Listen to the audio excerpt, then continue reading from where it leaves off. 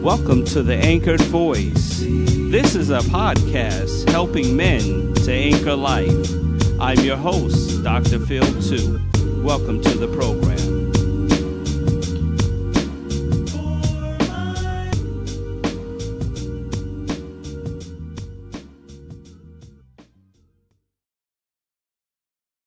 McGuire Wear. Fashion your faith with themes like I will not fear, I love Jesus, be a new person, be reinvented, celebrating Black history and Hispanic heritage with Blacktino, Epic, Revelation 1:7, Power of a Sound Mind, and always stay prayed up. You can find these in t-shirts and hoodies at www.mcguireent.com. McGuire Wear, fashion your faith.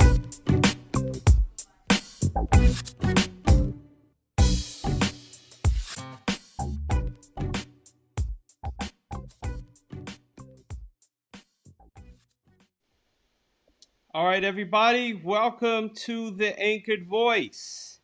This is a podcast helping men to anchor life. And this podcast is a very special podcast because as we are in the shutdown phase, we are dealing with men without sports. Men without sports. And I brought a great friend of mine. He's a pastor in Brooklyn. There's so much to tell you about him. I'm gonna share a few items with you about him. He does his own video cast. Church guys and gals like sports too. Please, everybody, give your applause and welcome Pastor David Wright. What's up, man? What's up, Thank you for being on this podcast. Pastor Philip Wesley? It's good to be here with you, man. Good to see you, my friend. I'm glad to be here. Glad to be here. Yes, sir. Yes, sir. Before we go into sports, I'm going to tell people about you a little bit. Your dad, Pastor Reverend Timothy Wright, great icon in gospel music. And I don't know what choir hasn't sung one of his songs. Come Thou Almighty Right. King, Teach Me How to Pray. Actually, my daughter's children's choir sings Teach Me How to Pray. So that's become one of my favorites. And, just so many more. But let me just talk about you for a minute. You had a book called The Power of Forgiveness. So I'm going to bring you back on another podcast if you are available to talk about that book. I want to talk about the power of forgiveness in regards to men, but that's not today. But just want to let everybody know that you do have a book called The Power of Forgiveness, 7 Steps to Overcoming Anger, Hate, and Rage. And one of about 2 podcasts before, I did one on the angry man. So I'm going to have to do the Angry Man part 2, but you're going to have to be on and we have to talk about it. You've had successful albums. There was a single that you came out with recently, Clap Your Hands.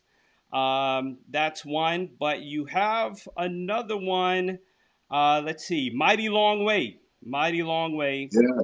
And then your church or your choir, New York Fellowship Children's Choir, also released an album that has had great success. Before this shutdown, it was a stellar nomination, I believe. Yes. At least I know I voted for it. So, he's also the president, CEO of Godfather Records. So, we definitely want to welcome him. And now, we're not here for that, but I do want to let the listeners know what you have accomplished, what you're doing, and, how they can find you. So, once again, welcome, and I appreciate you being here. All right, man. That's what's up. I'm wearing, your name is David Wright, and I'm actually wearing a David Wright shirt. All right. Yeah. New York Mets. Yeah. So it's cool. You got the right name. Yeah, the right name. Yeah. Tell me, man, how is it dealing without sports? First, let me say again, thank you for having me on. Um, Sports is a huge part of our society, and the reason I did my show, Church Guys Like Sports too. A lot of times, people think that once you're in church and you become an elder, preacher, minister, deacon, that all of a sudden your sports life stops. Yeah, No, come on. we love sports just as much as anybody else. And just because we're in church, that don't mean we don't know who's in the NBA finals, or who we ain't rooting for the Super Bowl and Yeah, different things. So I want to say that with this shutdown, yeah. usually when things shut down, sports usually stay open. That's Like when 9/11 happened, we had a baseball game that we can tune into. that's right. Or even when World War II happened, they still had baseball going on. Come on. But now everything is shut down, from basketball, football, baseball. We're supposed to be in the beginning of baseball season right now. I'm telling you. And yeah, and that makes this shutdown even harder because there's nothing to take your mind off of what's going on. Right. So we have to focus on the pandemic. That's right. If there was sports going on, we could kind of take our mind off of it. So what I found myself doing is just watching old games, and that gives me joy because my Knicks haven't won a championship in about 40 years. So I was able to pull up an old 1973 NBA Finals, and I felt like I was watching live. So the Knicks won the championship Sunday Right. night Right. in Right. my Right. eyes. Oh So man. that's how I cope with it. Yeah. Yeah, absolutely. And it's hard to look at the 90s Knicks games because you had so much lit downs. We had so much success, but we had so many lit downs. I was listening to Joe Beningo on the radio, and he watched the which one? The Knicks game. Oh man, it was so many. I think the Houston Rockets game he was watching, where most of the loss came from Patrick Ewing not making his free throws. So Yeah, one of the things about the '90s Knicks, they were great, but they did not hit their free throws. And right. and of course, my biggest memory, I believe it was 1995, the finger roll. I love Patrick Ewing. I gotta say, I love Patrick Ewing. I love my Knicks, but I We're could gonna not get gotta, over it. gotta talk. Gotta be nice to my man Patrick Ewing, man. Yeah, oh man, I had those too. And, I had those yeah, those two.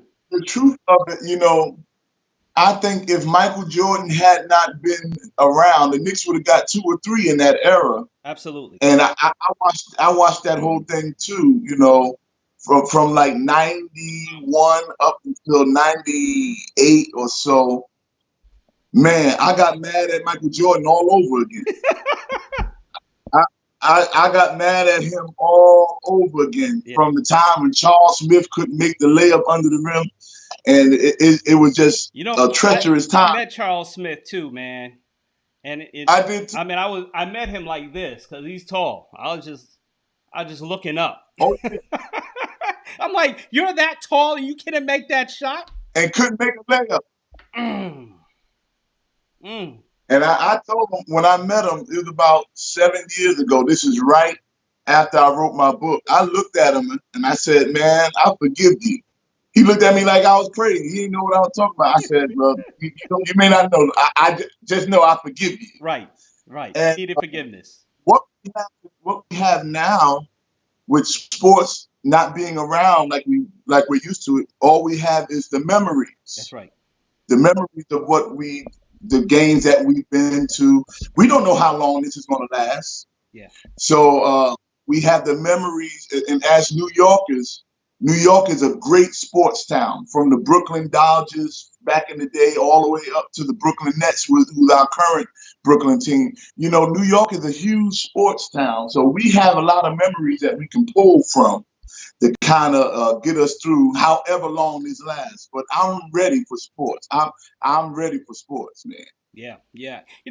As a pastor, I guess it's a little different for us. We miss sports because it takes us away. It takes us into a different world for a minute than the world we've been living in, and but now we're just constantly busy keeping in touch with our members, working out technology. I've had to learn more technology now and how to preach from home and really how to develop a different type of relationship with church. So for me, it has definitely been a busy schedule in spite of not having sports.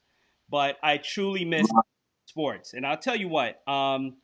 I was able to go to one of the spring training games for the Mets earlier in March. So one of the last games they played, and my dad was able to get him there, to enjoy it. And I said, man, I got to get him a ball. So one of the things if you sit in the stands and you're close enough, a foul ball is possible to come your way. And you have to be Absolutely. ready. Now, I don't go to the stadium with gloves anymore, but you're always ready. And so the first one, my mother was sitting to my left, and it flew over her head, but I couldn't get to it because I would have had to run over her. I was like, man, I missed it. And then another one came, bounced off the chair behind us, went to our row. I ran over my dad, got the ball, and I came back with a foul ball. So that's one of the things, when you go to a game, there's some free things that come to you. I actually got this Knicks shirt because it was shot up to me, and I wasn't too far up, but it was enough that I could just reach up and grab it. So one of the things I learned in going to a game is learning how to grab a shirt, get a ball, and so at this Mets game, I had to make sure the ball got signed by somebody. I didn't care if it was the ball boy; it was gonna get signed, and was able to get it signed by the owner of the team, Fred Wilpon. Wow, wow, He came walking by, and I man. was shocked that he stopped in the midst of crowd because this is the beginning of the coronavirus outbreak. So we were still wondering how far should we be from people? Should we shake hands? Should we not? But he did sign. He did take the ball. He did sign it, and I was very, very grateful. Man, you got the favor of God on your life, man. That's Because right. I would tell you, when they throwing them T-shirts out of that gun at the guard, it's hard to get them T-shirts, man. Yeah. You got a T-shirt and you got a firewall. Come on, man. Listen, I once caught a T-shirt. I caught about 3 T-shirts, I guess, in my life. I was in the nosebleeds at City Field, and they shot that thing up, and I was at the edge. I was really at the edge, and I grabbed that thing up, and it didn't fall back down. So that was one of my Met stories, catching a T-shirt, all the way up in the nosebleeds. That's what's up, man. And like you were saying, as pastors, preachers, a lot of us, we use sports as a getaway from the stress of ministry. And I'm really praying for a lot of my older pastor friends. They play golf all the time, All the time. just to relieve stress. But now that's taken away. They can't play golf. They can't watch golf. They got to go back to old videos and things. And that was a stress reliever. Yeah. And I'm really praying that we can get through this. And yes, we miss our churches, we miss our members, we miss the fellowship. Yeah. But also with that, as men, and I know it's men, but some women like sports too. But it's such a escape from what we're really dealing with. Yeah. And when you just can just go home, put your feet up, and root for your team. It's also a family gathering kind of thing as well, because most families don't like the same team in the same house. So it's that competitive nature of being able to brag about my team beat your team and this and that and that and this. And all that has kind of been taken away from us for a while, for a little short time. It happened. But I'm so excited that It's going to make us appreciate it more. It's going to make the basketball player is appreciate the fans more That's right. because the basketball player don't want to play a game in front of no fans. That's right. So it's going to make each athlete appreciate their fan base even more. And then, all this load management, folks, the ball players want to take a week off, want to take a game off. I think that's going to cease now that they see how it's like without us. That's right. Because we don't have them, but also they don't have us. Yeah. That's right. That's right. So it's going to do a shift. Everybody, this whole thing is just going to bring more appreciation Yeah. to people who are dear to you in your life. Absolutely. And like you're saying about the family competition, shout out to my wife. She suggested I put a shirt back here, but you see, it didn't make the cut. There's a certain New York shirt that just didn't make the cut. So when you're in a But family, don't tell me Brooklyn Nets. Don't tell me Brooklyn Nets. no, it's not the Brooklyn Nets. It's the other baseball team in New York. It's Oh, the New York other. Yankees. It's the other The New baseball York team in New Yankees. York. It didn't make the cut. Oh man. So I can imagine when the Subway Series happens every year, Mm, how you and your wife can just go at it, man. all the time. It doesn't listen. It doesn't even have to be a Subway series. Her family is on that side. My family is on this side. So even if I'm around her family talking to them, we going in. We going in. Um, and it's fun. It's fun because that's what it's all about. Because growing up in New York, you couldn't be both New York Mets and New York Yankee fans. No, You couldn't. Those no, aren't real fans. I like both teams. As long as they're from New York. Nah. Mm-mm. no. You got to choose one side or another. You cannot tarry between two opinions in New York. That's right. That's right. So now Right. basketball is a little different. Football and basketball is a little different. Baseball, it is strictly either Yankees or Mets. But I found that basketball, football, because more Knick fans are becoming Brooklyn Net fans. Um, hey, I might root for the Nets, but when it comes down to it, I'm rooting for the Knicks. I think it all depends. What do you think about that? Well, New York, I don't care what these Brooklyn Nets do. New York will always be a Knicks town. Yes. I don't care. And I'm born and raised in Brooklyn, but the Brooklyn Nets they are adopted from New Jersey. I am not accepting them. They come from the swamp of the Meadowlands, and they are not a true Brooklyn team. They found some property and messed up traffic on Atlantic Avenue, Flatbush Avenue. That's all they did. And they came and they stole Kevin Durant. They stole Kyrie Irving from us. And New York Knicks, the New York will always be a Knicks town. God bless the Nets. I wish them much success, but I don't want them to do no better than my New York Knicks.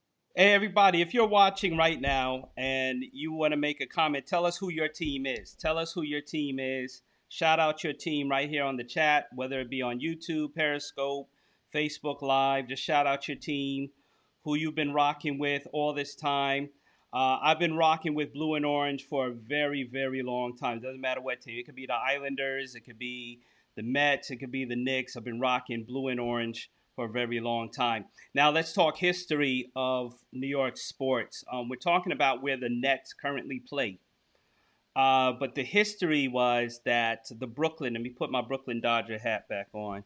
All right. So Brooklyn, now a lot of people think this is a Boston Red Sox hat. This is a Brooklyn Dodger hat. Brooklyn Dodgers, okay? Back there is Jackie Robinson, okay? He broke Yeah. the color barrier. As a matter of fact, they retired the number 42 through all of Major League Baseball. And once a year, April 15th, all the players wear number 42. So that's the impact that Jackie Robinson made on sports. As a matter of fact, he was my first book that I read in elementary school. I read about Jackie Wow. Robinson. That's what made me a Jackie Robinson fan. Now, the history first behind the Dodgers name. is that they had these trolleys that were going through Brooklyn at the time because they were called the bride's groom, um, groomsmen or something like that when they started. So it wasn't originally the Dodgers. Then they changed it to the trolley Dodgers because trolleys were running through Brooklyn, and you had to dodge those trolleys, or else you get maimed, you get killed, you get hurt really badly. So a lot of people were dodging those trolleys. I guess they didn't have a lot of organization at that time when the trolleys were made. So then they took Right. on the name the Trolley Dodgers, and through time they dropped the trolley, and that's how they became the Dodgers. And Wow. yeah. That's awesome history, man. Yep, and they played in Ebbets Field. They played in Ebbets Field, which is now the projects. But Ebbets Field. Now there was a transition in time because Long Island, where we're from, you claim what, Roosevelt? I claim Brooklyn, but I moved to Long Island when I was 16. So Okay, yeah, Roosevelt. That's where we right, moved to right, Roosevelt. right. So that makes sense because there was a time where they were transitioning everybody from Brooklyn into Long Island, which Brooklyn is technically Long Island because there's no bridge to get there. Brooklyn and Queens are technically Long Island. However, Right. they were transitioning everybody. Now, depending on your culture, your race, they sold a different type of area of Long Island to you. So you had Central Islip, Wyandanch, Brentwood. That was for the African American community. Garden City, even Hempstead, Baldwin. That was for a different type of community. Absolutely. So the Dodgers saw that New York was trying to move people towards Long Island, Queens. So they identified Flushing as a place to move the Dodgers to, but Dodgers wanted to move where the Nets are right now, at the Atlantic Station. So that's why they made a deal with LA because they weren't going to get a new stadium in Brooklyn. They weren't going to remain in Brooklyn. So they made a deal with LA and also San Francisco. That's how the New York Giants baseball team leaves New York, leaves the Polo Grounds, leaves Harlem, and goes over to San Francisco. And the Brooklyn Dodgers go over to LA. And Jackie Robinson, he's like, listen, I'm not trying to make that trip. So I'm going to retire. We're going to go to Chock full of nuts and advertise that brand, and I'm out. But that was the history of Brooklyn and why they left. Wow, that's awesome history, man. So, a lot of times people, they go back and forth. I'm like, all right, let's talk about your history first. Let's talk about your Yeah. history. The Yankees, they were originally the Baltimore Orioles, not the same organization that exists now, but the name was the Baltimore Orioles. Then they moved to New York. They became the New York Highlanders, and because of newspaper reports, they nicknamed them the Yankees. After a while, they took on the name the Yankees. The logo, the NY logo of the Yankees, did not exist until Tiffany, the jewelry company. They created an NY logo for police officers that died, I guess, on the job. So it was an Wow. NY in honor of police officers. Yankees took on that NY, then put it on because you notice that in any video you don't see Babe Ruth wearing the NY patch. That came later on. That's true. And then also some history with Roosevelt. Roosevelt is where Dr. J is from, Julius Irvin. That's right. So, so with him, I know the Nets didn't originate in New Jersey. They were actually in Long Island. Yes, they They were. were playing at Nassau Coliseum. That's right. So him playing for the Nets in the ABA, that was him playing at home. Like Kevin, like LeBron wanted to go to Cleveland, Right. and like why I wanted to go back to LA. Julius Irvin, Dr. J, playing in for the Nets, the ABA team. That's the first. That's really a time where a hometown dude won a champ, albeit the ABA Yeah. won a championship for his hometown. Yep. And then, all the different things that happened. I think had it not been for Dr. J, there would never have been a merger with the NBA and ABA. Oh yeah, absolutely. Absolutely. As a matter of fact, a lot of people talk about what logo should be the next NBA logo, whether it should be Kobe, whether it should be Michael. But Dr. J's conversation has to be in there because he was very influential. And I don't know for the life of me why the Nets would let him go. Uh, I can't figure it out. And then let him go to Philadelphia at that. Why? Why Philly? I mean, and that's where he really struck gold as far as being an influencer in the NBA. But why? Why?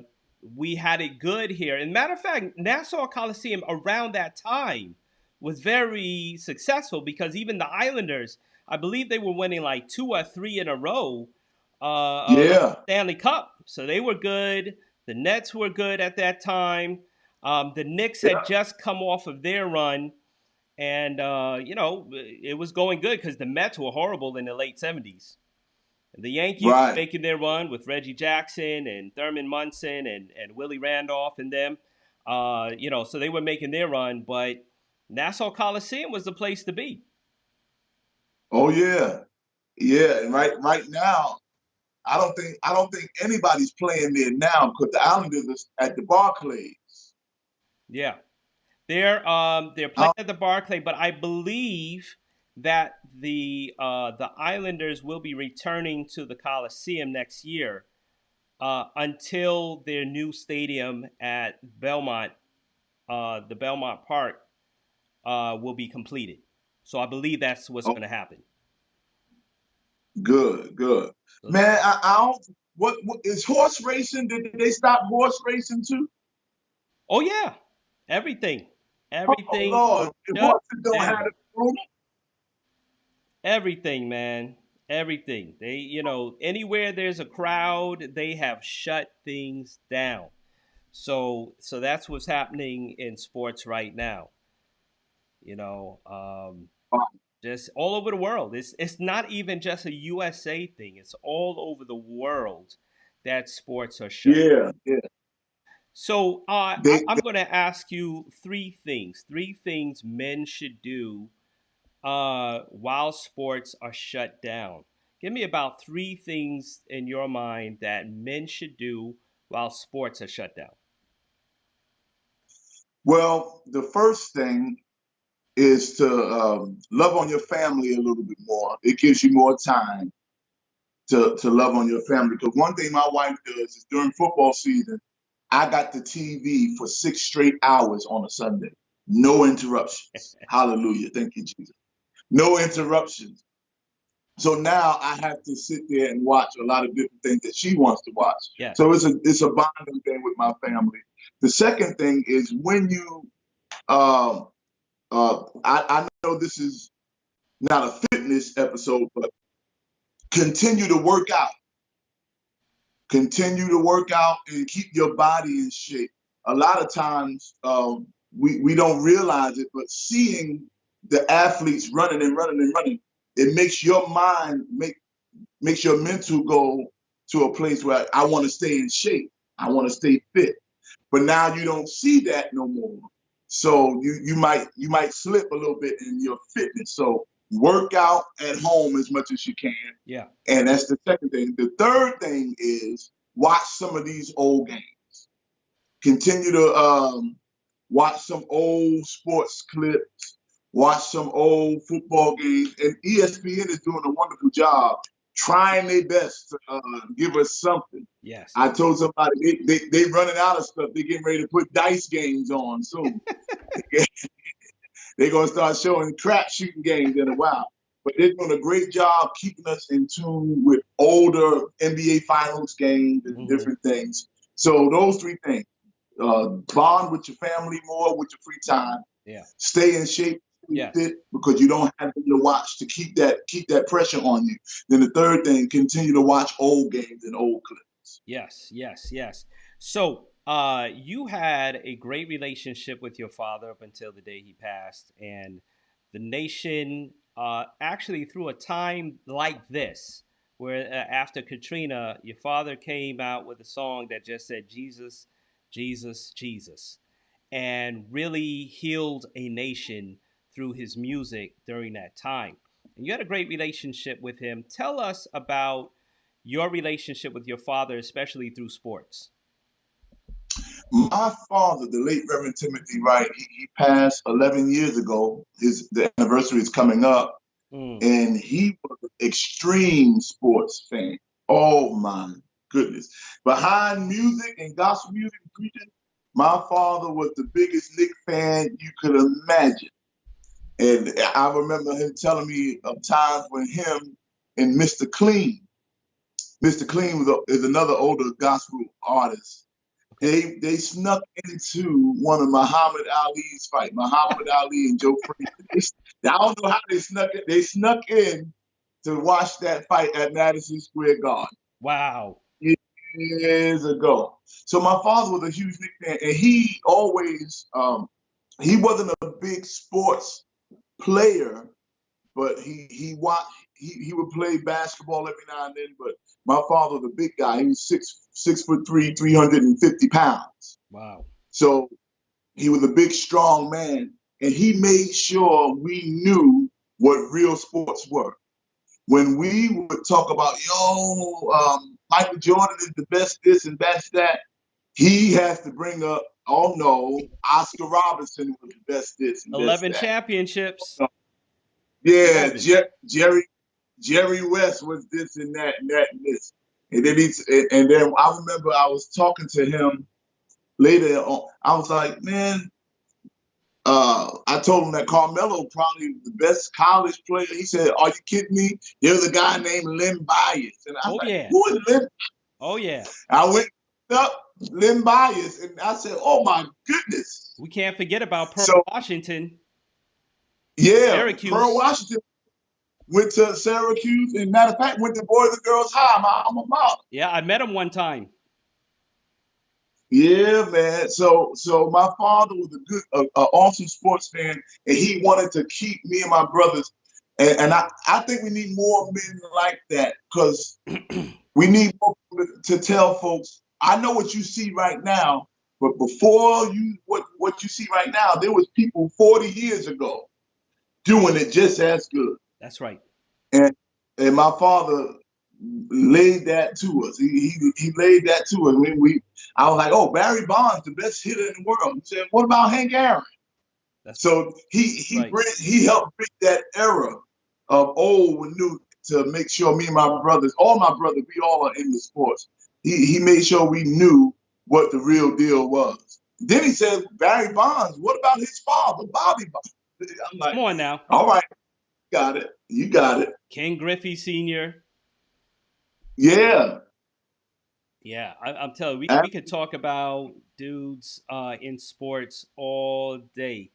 There was a pitcher named Vita Blue on Oakland A's, a beast. Bob Gibson, and it Bob and Gibson. if only we could have videotape of Josh Gibson. If we could have Woo. videotape of Josh Gibson, Satchel Paige, and if we could have videotape of the old Negro League games, if we had that, now that would be a phenomenal watch. Man, Satchel Paige, the stories that I heard that he made the whole outfield sit down Yeah. because he was determined to strike everybody out. Yep. And he did it. He did it. He did it. He struck everybody out. Yeah, and shout out to my father who's watching right now. He had me into sports very early, but my time coming into sports was around '86. As far as my mental started to really pick up, that's when the Mets were they won the World Series. But that is when the Giants, Phil Simms, Oh, Achy yeah. Breaky Heartbreak, LT, Carl Banks, Harry Carson. Um, Yeah. that was when you see the Meadowlands and you see the big Hess sign, and I've always wanted a Hess truck, right? I wanted a Hess truck just because of that. But those were the times. Darryl Strawberry, Doc Gooden, Those were great times in the 80s for New York sports. And listen, I'm going to tell you a name that I remember very clearly that he does not get enough props for the New York Knicks, Trent Tucker. Oh yes, man. And Trent Tucker was a bad boy, and they made a rule for him because I was watching the game Yeah, when he hit that 3 pointer at the last second to beat the Bulls, yeah. and it was point one or point 2 seconds after he hit that shot. They said, "Okay, no more point two. You can't shoot with point 1 seconds no more." Wow. And Trent Tucker was a dead eye 3 point shooter. That eye. He does not get enough highlight reels from me. For me. The next guy that I don't feel gets enough, he gets a little bit, but he doesn't get enough was Rod Strickland. Yeah, Rod Strickland. You know why? Because when Rod Strickland came in, I think him and Mark Jackson was on the Knicks at the same time. Yeah. And Rod Strickland was a hard nosed point guard, man. Oh man, yeah. And I wish they could have made that work because that would have gave the Knicks that same dynamic that they had with Walt Frazier and what's my man in the backcourt with Walt Frazier. Um, we Pearl to yeah, Pearl Monroe. Monroe. Yep. 2 guards in that 6'3", 6'4" Yeah. range. And Mark Jackson and Rod Strickland, they were the real deal, man. Oh But, man. and the people give Mark Jackson his props, but Rod Strickland was a problem. He was. He was. He was a street baller. Like they got street ball now with Fat Joe and everybody, but Rod Strickland was your street ball player. He was the original street ball NBA player. Yes. And Handles for days, oh man. yeah, yeah, Handles day long. yeah. I think had he stayed with the Knicks, his career would have been on a different level. Yeah. I truly believe that. I think if he stayed with the Knicks, we might have pulled off some things in the 90s, mid Oh yeah. 90s. Oh yeah. I absolutely because we had too many heartbreaks, and I see him playing for the other teams, and it's just like it didn't make sense when he left. It did not make sense, but that's what we remember. We remember some players. Who was the player that you remember? Maybe that doesn't get enough credit, but he was like an impact player for you. Man, I'm gonna go back. I think that with Pat Riley implementing him the way he did, Anthony Mason. Mm. Anthony Mason never really made any all-star games or all-star teams like that, maybe one. Yeah. But Anthony Mason to me was the original point forward. And he was very out the box, a power forward that gonna bring the ball up court. Yeah. What you see LeBron doing now, grabbing the rebound and going full Come on. court. Yep. Anthony Mason was doing that, had handles and could pass. Only thing he didn't have no sweet jump shot or anything like that. Right. But he was a hard nosed. He was a street baller without the Yes, he was. flair. Yeah. He was that street baller that you wanted on your team as an enforcer. Oh yeah. And he doesn't get the national recognition that I think he changed the whole position. They Okay. started this whole thing calling it point forward, and Pat Riley was uh, very instrumental in doing that. I don't even know where Pat Riley found Anthony Mason. I don't know if he wasn't a high draft pick. Nope. I think I don't know where he found him. I don't know where he found John Starks. He just found these dudes and put them in the system, Yeah. and it worked. It did. It did. I'll tell you one story before we close out here. I was going to MSG, going to a Knicks game, and I was with my dad. And right outside, we saw this tall dude standing up there, and I ran up on him, and I said, "Dude, you really disappointed me, man. You left me in the midst of our height, and that was grandma mama. All right, so it. Yeah, Larry Johnson. I saw Larry Johnson. I went up to him and I said, "Man, I'm so upset because one year I'm seeing you play, and then the next year I'm looking at LeVar Postel and Felton Spencer. Like, dude, dude, like you left me with that." He was like, "Oh man, you taking me back, man. You taking me back." I said, "Yeah, man. You really broke my heart, man." Like one year we got Larry Johnson, next year LeVar Postel and My and Spencer right. Felton. Yeah, man. And Larry Johnson, he was the real deal at one point as well. And he was as quick as he was here, he was gone. Yep. Yeah, those knees, when those knees give out, man, it is hard to play. It is hard to Yeah. play. And Back issues. that's what scares me because I look at his game. Larry Johnson coming out of college was a jumper, a banger. Yeah, And I look at Zion Williamson the same way. I'm yeah, hoping Zion knees can hold up through all this jumping and stuff. yeah, yeah, That's a big body. yeah. Yeah, for real, for real. So, everybody, this is the Anchored Voice helping men to anchor life. We just wanted to have a conversation about sports because there is no sports right now. There will be no sports for a very long time. I don't know why they keep talking about, oh man, we're going to start the season back up. There will be no sports for a very, very long time. In fact, we might be turning into like Xbox Sports just to see a good game. It might just turn into that. Somebody watching somebody play it on a computer just to see a game.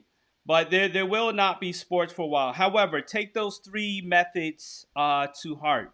Please take care of your family. I know my wife is licking her lips because she has some painting for me to do around the house. All right, so men, for real, get some projects done around the house. Um, stay in shape. I know I have to, and there's enough video. I'll tell you what, the video workout is worse than the actual going to the gym workout. And when I say worse, it's definitely more rigorous. And it'll definitely 15 minutes will knock you out. 15 minutes. All right, we lost. No, I'm back. Okay, okay, all right. Yeah, 15 minutes will knock you out, but stay in shape. Stay in shape. Watch some old sports clips. I think I want to watch the 2007 Giants Super Bowl. Do you have a football team? Is it Giants or Jets? Cowboys? But the Jets are my heart. Jets in your heart. Okay. I'm a Jets fan to heart, man. Yeah. And the Jets will be all right because Tom Brady has gone far away from us. Go as far as you want, Tom. That's Go right. down That's south. right. Oh man, I know. I lived right down the street. I had a house. I have a house in Rhode Island, and I lived down the street from the airport where the Patriots fly in. So you see their Patriot plane and everything. But Uh, now I, now I'm in the Redskin territory. Now I'm uh, repping New York in the Redskin territory. But we're here. And yeah, I'm telling you, but I can look to 2007 and 2011. Great years for Giants. Jets, you only have Joe Namath, and so maybe watch a Joe Namath flashback. But I believe that the Jets are going to definitely be on a better playing field this year or whenever we start back up. I don't know. They might have to do like a year with all sports at the same time. I don't know. Yeah, I don't know how this thing is going to work out. They may have to have football, baseball, and basketball at the same time, and hockey at the same time. So I don't know. But gentlemen, want to thank you for watching. We did get we'll have to come back to this whole sports thing. I mean, we could talk forever. There's so many people that have been talking about. If you want to watch some documentaries, my boy Hollis shouted out Soul of the Game, Bingo Long, and Ken Burns. Anything with Ken Burns, his documentary on Jackie Robinson as the Jackie Robinson story. Actually, Jackie Robinson stars in his own movie as Jackie Robinson. Muhammad Ali stars in his own movie as Muhammad Ali. So you can watch some sports movies. I get into any kind of sports movie, even if it's not my team. I do like sports movies, Negro League movies. Clifton Davis, I believe, was in one of them. Um, so fill your void, and of course, we're preachers that love sports. Okay, we're preachers that love sports. So our last message is always get closer to God. Get closer to the Creator, and He will definitely bring you through this time. Definitely bring you through this time. But we just want to help men get through this time of no sports, and hopefully you'll join me again, and we'll have some more subjects we can talk about. But we want to thank David Wright once again. I have his flyer right up here. Church guys and gals like sports too, so you can check him out. 12 p.m. Mondays, Wednesdays, and Fridays. He's on Facebook Live, Instagram Live, and YouTube. So you can check him out there. He's going to break down the sports. He's going to break down his opinion on something. I find it very entertaining. And I want to let everybody know I love this brother, Pastor David Wright. He's been in my corner for a very long time, and I'm very happy to have him on this show. God bless you, man. You my man. I appreciate you. Much love. Yeah, much love, man. So everybody, stay safe. Stay home. Please stay home. We're pastors, so we're going to eventually have to do some online funerals. So please Yeah.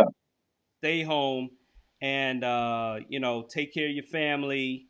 Binge on a few sports and, just make sure you stay safe. Keep everybody safe. All right, everybody. This is Dr. Phil 2 with Pastor David Wright.